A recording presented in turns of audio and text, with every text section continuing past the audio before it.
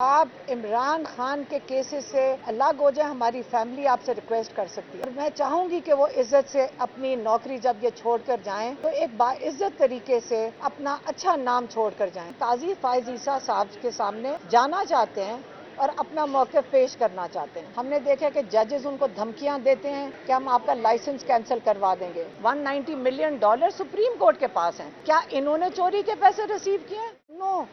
ने इलेक्शन की जो सारी धांधली थी उसके अंदर ये दोनों पूरी तरह मुलव्वस हैं। अब आप ये मुझे बताएं कि हमें कहा जा रहा है कि अगर आपने काजी फायज ईसा के खिलाफ मिसकंडक्ट की एप्लीकेशन डालनी है तो आपने सुप्रीम जुडिशल काउंसिल में जाना है। अगर आपको इतने अहम ओहदे पे बैठाया जाता है तो पाकिस्तान के जो इस अहम ओहदे की बहुत बड़ी जिम्मेदारी हैं जो आपको पूरी करनी चाहिए। जब आप बारी बारी उसको पूरा नहीं कर रहे और अब आपके सिर्फ 2 महीने रह गए हैं, हम काजी साहब से सिर्फ ये बिल्कुल रिक्वेस्ट कर सकते हैं कि आप अपने ओहदे से ना अलग हो सकें क्योंकि 2 महीने ही रह गए आपके जाने में, लेकिन आप इमरान खान के केसेस से अलग हो जाए, हमारी फैमिली आपसे रिक्वेस्ट कर सकती है। हम इनकी फैमिली को, आपको मैं ये भी बता दूं, हमारी फैमिली काजी साहब की फैमिली को ज़ाती तौर पे भी पुराना कई 1-2 पुश्तों से जानती है और ये बहुत अच्छी फैमिली है इनकी कोयटा की और हम जानते हैं इन लोगों को। तो हम चाहते हैं कि काजी साहब अपनी फैमिली की भी थोड़ा सा ख्याल करें, उनकी इज्जत का ख्याल करें। इनके 2 महीने रह गए और मैं चाहूँगी कि वो इज्जत से अपनी नौकरी जब ये छोड़कर जाएं तो एक बाइज्जत तरीके से अपना अच्छा नाम छोड़कर जाएं, लेकिन इमरान खान के केसेस से अलहदा हो जाएं। यही हम इस वक्त कह सकते हैं। हाँ, अभी हमने एप्लीकेशन डाली है, रिक्वेस्ट डाल दी है, इन पर्सन जाके डाली है कि हम जिसमें हम चाह रहे हैं कि काजी फायज ईसा के जो उन्होंने हमें जो कल जो उन्होंने तो रिमार्क्स दिए मनाल के केस में, वो मिसकंडक्ट में का दायरे में आता है और हम इसकी उस बेसिस के ऊपर हम चाह रहे हैं कि ये अपने इमरान खान के केसेस से अलहदा हो जाएं।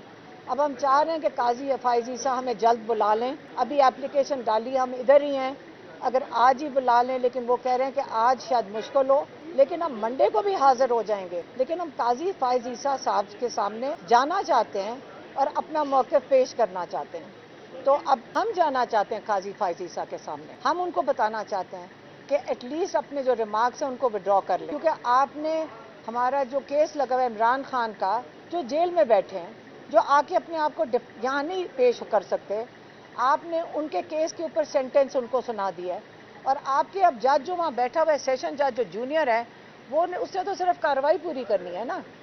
तो इसके लिए, लेकिन काजी फायज ईसा साहब क्योंकि जल्द रिटायर हो रहे हैं, तो जब तक उनकी सुप्रीम जुडिशल काउंसिल में लगेगा तो मुझे नहीं पता कि उस वक्त तक वो अपने ओहदे पे मौजूद भी होंगे कि नहीं, उसको कितना टाइम लगता है ये नहीं हमें पता भी। आपने बिल्डर कौन था? मलिक रियाज। हम सारा दिन इस केस के अंदर मलिक रियाज का नाम सुनते हैं।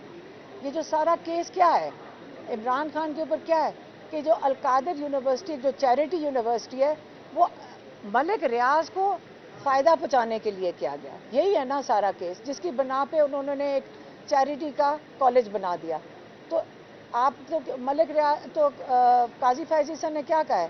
काजी फायज ईसा ने यही कहा है ना कि कोई बिल्डर है जो मलिक रियाज का नाम नहीं ले सक रहे, हम ले देते हैं। मलिक रियाज आए, मलिक रियाज को अगर बुलाने, अगर काजी साहब को इतनी उनकी फिक्र है कि चोर हैं, तो आकर जो पैसे आए थे सुप्रीम कोर्ट के पास ही थे। ये पैसे सुप्रीम कोर्ट के अंदर आए हैं, उनके अकाउंट में आए। $190 मिलियन सुप्रीम कोर्ट के पास हैं। क्या इन्होंने चोरी के पैसे रिसीव किए हैं सुप्रीम कोर्ट ने? क्या काजी फायज ईसा साहब को अगर इतनी फिक्र है बिल्डर मलिक रियाज की, तो उन्होंने सो मोटो लेकर मलिक रियाज को बुला क्यों नहीं लिया कि मुनाल के केस में डिस्कस करने बैठ गए?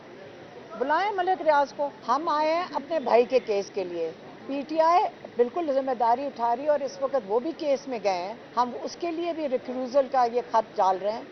और हमने ये देखा है कि जो लॉयर्स हैं उनके साथ ख़ास ज्यादती की जाती है। हमने देखा कि जजेस उनको धमकियां देते हैं कि हम आपका लाइसेंस कैंसिल करवा देंगे। जिस दिन हमारे एक लॉयर पेश हुए थे नियाजुल्लाह नियाजी, चीफ जस्टिस ने उनको डायरेक्ट धमकी दी थी, मैं तुम्हारा लाइसेंस कैंसिल करवा दूंगा।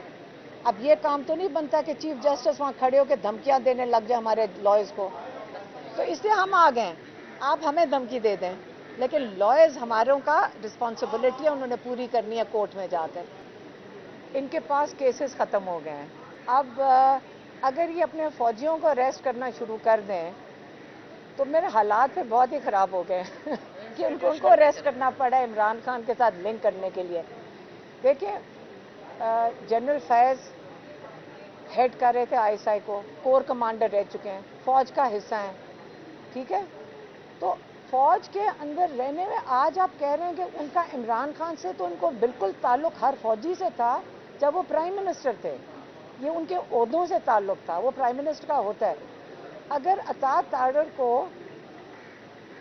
اپنے نون لیگ کے لوگوں کے کامنٹس پڑھ لینے چاہیے جو بارہا کہہ چکے ہیں ان کے سینئر لوگ کہ اس فیض عیسیٰ نے ان کو کتنی دفعہ رابطہ کر کے آفرز دیے ہیں. عمران خان نے تو ایسی کوئی بات نہیں کی، لیکن نون لیگ والے فیض عیسیٰ کے بہت آفرز پبلکلی بتا چکے ہیں. فیض دونوں کے نام فیض ہیں، بھول گیا تھا. شاید وہ کہہ رہے تھے کہ انہوں نے فون دیا تھا انہیں. میری بات سنیں، جو ہم آگے اتنی محنت کر کے ان کا پیغام دے رہے ہیں، ہم ان کا ٹیلی فون ہے اس وقت. ہمارے تھرو اتنے لوگ ان کو ملتے ہیں عمران خان کو، ان کے تھرو وہ سارے پیغام پہنچا دیتے ہیں. ان کو وہاں عمران خان کے سیل میں 400 کیمرہ لگا ہوا ہے، مائکس لگے ہوئے ہیں. فون کدھر جا لینا تھا جا کر، وہاں یہ پاسبل نہیں ہے.